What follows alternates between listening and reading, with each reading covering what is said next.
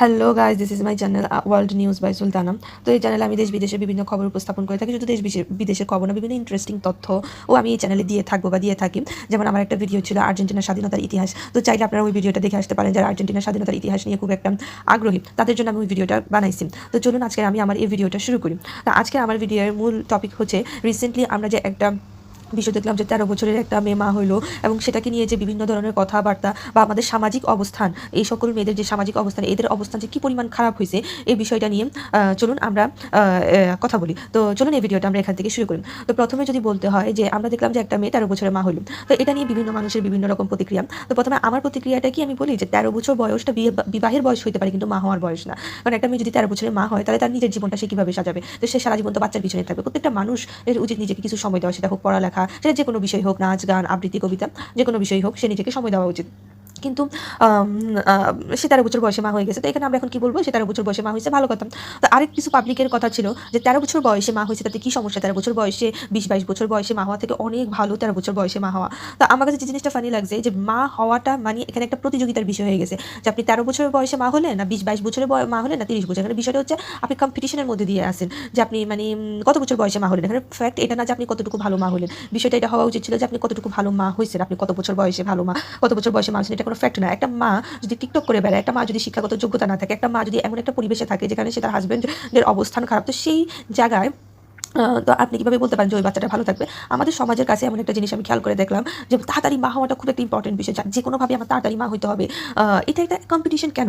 তাড়াতাড়ি মা হওয়া উচিত না ভালো মা হওয়া উচিত? একটা সুস্থ পরিবেশে একটা বাচ্চা যেভাবে বড় হয়, আমরা যদি দেখি গার্মেন্টস কর্মীরা, কাজের মহিলারা, এরা কিন্তু অনেক তাড়াতাড়ি মা হয়, কিন্তু কী লাভ? তারা যে পরিবেশে নিজে বড় হয়েছে, সেই পরিবেশে তাদের বাচ্চাকেও বড় করতেছে। তাদের বাচ্চারা এমন কী পেয়ে বড় হচ্ছে? না এডুকেশন, না হেলথ, না হাউস, কিছুই তারা পায় না। তো এই কারণে আমি খেয়াল করে দেখলাম যে কিছু পাবলিক এই যে মায়ের কম্পিটিশন নিয়ে আসে, বয়সে কোন বয়সে মা হবে, এই জিনিসটা আমার খুব ফানি লাগছে।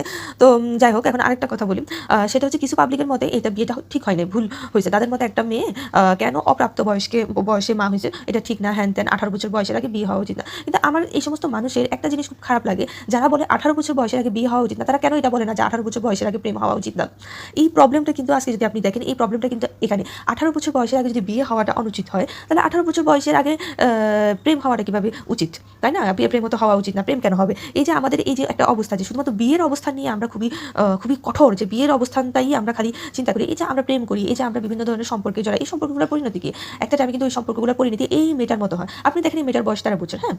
মেয়েটার বয়স নিয়ে আবার অনেক জলঘোলাও আছে। মেয়েটার বয়স 18 হতে পারে, 18 হলেও মেয়েটার বয়স কম, 13 হলেও মেয়েটার বয়স কম, 18 হলেও মেয়েটার বয়স কম, 20 হলেও কম, 22 হলেও কম। কারণ কোনো জায়গায় এই মেয়েটার বয়স বেশি না। কিন্তু এই মেয়েটার যে আমরা একটা সিনারিও খেয়াল করি, যে আমাদের সমাজে শুধুমাত্র বিয়ে কোন বয়স হয়েছে এটা নিয়ে খুব একটা চিন্তা, যে 18 বছর বয়সের আগে বিয়ে হয়েছে, এটা অনেক বড় বিষয়। কিন্তু এই যে মেয়েটা, এই মেয়েটা 13 বছর, বা তার মেয়েটার মতে, আচ্ছা মেয়েটা 15-16, 13 মেয়েটার বয়স না ধরলাম, 15-16 বছর বয়স থেকে মেয়েটা টিকটক করে, মেয়েটা 15-16 বছর বয়স থেকে মেয়েটা এই সমস্ত করে।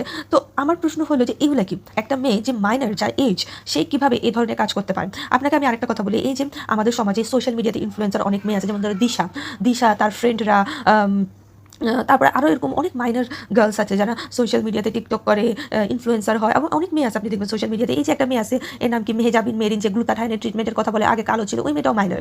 এরপরে আরেকটা মেয়ের কথা বলি, দিশার সাথে একটা মেয়ে ঘুরে, সঞ্জিদা, ওই মেয়েটার নাম হচ্ছে সঞ্জিদা, এর বয়সও কিন্তু কম, এর বয়স কত হবে, আর মানে অনেক কম হবে। এই সমস্ত মেয়েরা যে টিকটক নিয়ে ঘুরে, এই সমস্ত মেয়েদের যদি বিয়ে হয়, এটা অন্যায়, ঠিক আছে, অন্যায়, ওইটাও অন্যায়, বিয়ে হওয়াটা, এত তাড়াতাড়ি বিয়ে হওয়ার কোনো দরকার নেই। কিন্তু এই সকল মেয়েরা যেভাবে সোশ্যাল মিডিয়াতে ইনফ্লুয়েন্সার গিরি করে বেড়ায়, তাদের বয়সটা আসলে কত কম, তারা কত বেশি মাইনর, আপনারা চিন্তা করতে পারছেন? এই যে এই মেয়েটা ব্রাহ্মণবাড়িয়ার মেয়ে জুই, এই যে মেয়েটা বিয়ে করলো, এই মেয়েটারও কিন্তু সেম অবস্থা, অল্প বয়সে মোবাইল, অল্প বয়সে টিকটক, অল্প বয়সে তোমার এই সমস্ত জিনিস। ওয়াই?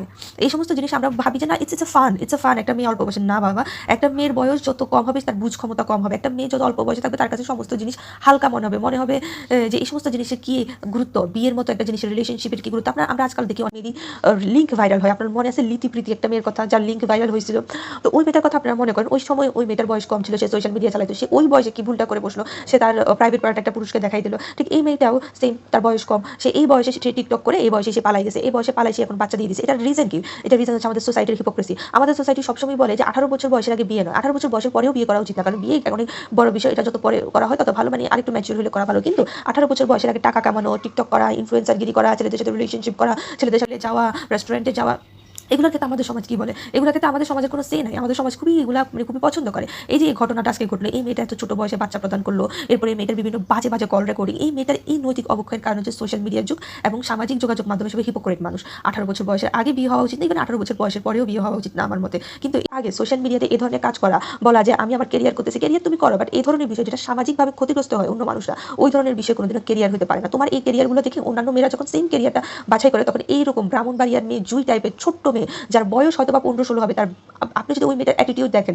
ওই মেয়েটার কথা বলার ভঙ্গি দেখেন, আপনি যদি ওই মেয়েটার একটা মানে আচরণ দেখেন, আপনার কাছে কি মনে হবে যে এটা বয়স 18 হবে না, এটার বয়স 25-26 হবে। এটা এত দ্রুত, এত সোজা ভাষা, এত সুন্দর ভাষায় এমনভাবে কথা বলতেছে যে মেয়েটা বহু কিছু বুঝে, মেয়েটার বয়স কি পরিমাণ কম। তো এই সকল কারণেই হয়, এই সকল সোশ্যাল মিডিয়ার কারণেই হয়। সোশ্যাল মিডিয়া কি, এটা তো আমাদের মা বাবারা বুঝে না, তো তারাও বুঝে না যে তাদের সন্তানরা কি করতেছে, কিন্তু তাদের সন্তানরা আসলে কোন ধরনের অপকর্ম করতেছে তারা এখন টের পাচ্ছে। তাদের লিঙ্ক ভাইরাল হওয়া, তাদের অল্প বয়সে বিয়ে করে ফেলা, বাচ্চা হওয়া, এই সমস্ত কিছুই সামাজিক যোগাযোগ মাধ্যমের কারণ। তো আজকে ব্রাহ্মণবাড়িয়া জুয়ের ঘটনাটা আপনারা যেভাবে ব্যাখ্যাকরণ করতে পারেন, কিন্তু আমার মতে এই ঘটনাটার কারণটাই হলো এই সমস্ত ইনস্টাগ্রাম ইনফ্লুয়েন্সাররা যারা অল্প বয়সে টাকা কামায়, তাদের কারণে এই ধরনের ঘটনা ঘটে। তো আমার ভিডিওটা আপনার কেমন লাগলো? যদি ভালো লেগে থাকে তো প্লিজ সাবস্ক্রাইব মাই চ্যানেল।